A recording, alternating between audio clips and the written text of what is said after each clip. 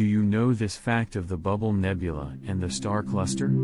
Here it is. To the eye, this cosmic composition nicely balances the Bubble Nebula at the right with open star cluster M52. The pair would be lopsided on other scales though, embedded in a complex of interstellar dust and gas and blown by the winds from a single, massive O-type star, the Bubble Nebula, also known as NGC 7635, is a mere 10 light-years wide.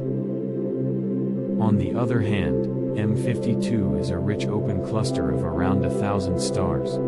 The cluster is about 25 light-years across. Seen toward the northern boundary of Cassiopeia, distance estimates for the Bubble Nebula and associated cloud complex are around 11,000 light-years, while star cluster M52 lies nearly 5,000 light-years away. The wide telescopic field of view spans about 1.5 degrees on the sky, or 3 times the apparent size of a full moon. For daily video updates, subscribe to Only Facts.